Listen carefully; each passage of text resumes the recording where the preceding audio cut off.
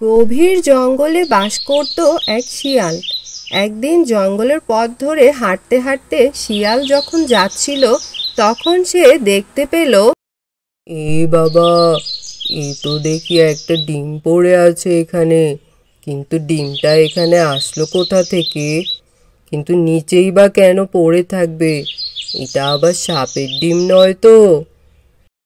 তারপর শিয়াল উপরের দিকে তাকিয়ে দেখল গাছে কোনো পাখির বাসা আছে কিনা, কিন্তু সে দেখল গাছে পাখির কোনো বাসা নেই। তারপর শিয়াল ডিমটি হাতে নিল। হাতে নেওয়ার পরে সে ডিমটিকে নাড়াচাড়া দিয়ে দেখছিল। তার এক পর্যায়ে তার হাত থেকে ডিমটি পড়ে ভেঙে যায়। সেই ডিম থেকে পাখির একটি ছানা বের হয়। সেই ছানা এদিক ওদিক তাকিয়ে শিয়ালকেই দেখতে পায়। সে ভেবে নেয় শিয়ালই তার মা। আর শিয়াল সেটা বুঝতে পেরে সেখান থেকে দৌড়ে পালিয়ে যায়। পরদিন সকালে ঘুম ভেঙে শিয়াল পাখির ছানাটিকে দেখে ভীষণ অবাক হয়, কিন্তু পাখির ছানাটিকে দেখে তার ভীষণ মায়া হয়। তারপর সে ধীরে ধীরে তার মা হয়ে ওঠার চেষ্টা করে। পাখির ছানাটিকে সে নিজের সন্তানের মতো করেই লালন পালন করতে থাকে। পাখির ছানাটিকে নিয়ে শিয়ালের বেশ ভালোই দিন কাটতে থাকে। দেখতে দেখতে পাখির ছানাটিও বড় হতে থাকে।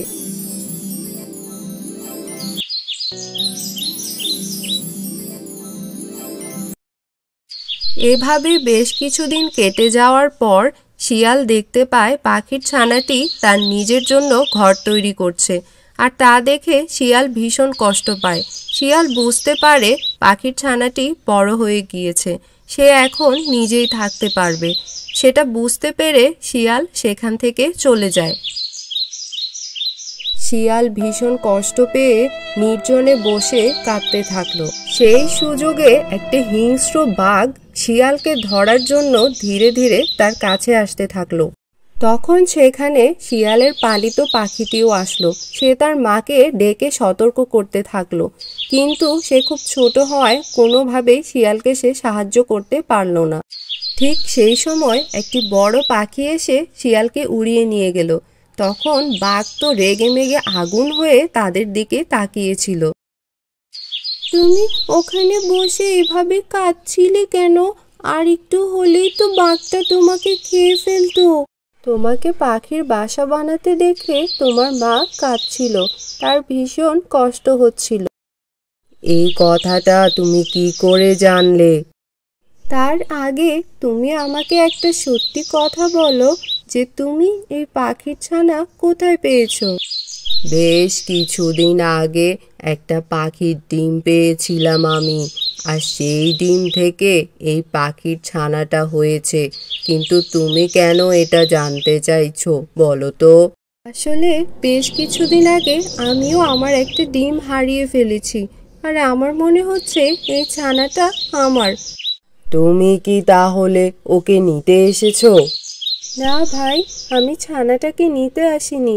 আমি শুধু ওকে দেখতে এসেছিলাম।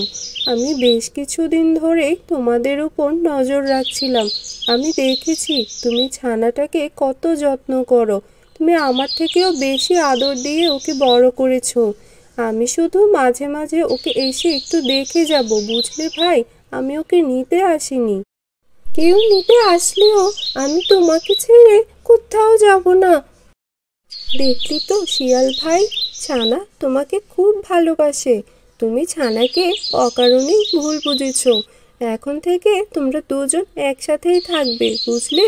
আর আমি এখন আসছি, বিদায়। মাঝে মাঝে এসে আমার ছানাটাকে একটু দেখে যাব, বুঝলে তো ভাই? তুমি অবশ্যই আসবে পাখি বন্ধু। তোমার কারণে আজকে আমি প্রাণ ফিরে পেলাম। পাখির ছানাটি তার আসল মাকে ফিরে পেয়েও সে তার মায়ের সাথে যায়নি, সে শিয়ালের সাথে থেকে গেল। সম্পর্কের থেকেও ভালোবাসা, মায়া, মমতা, আদর, স্নেহের মূল্য অনেক বেশি।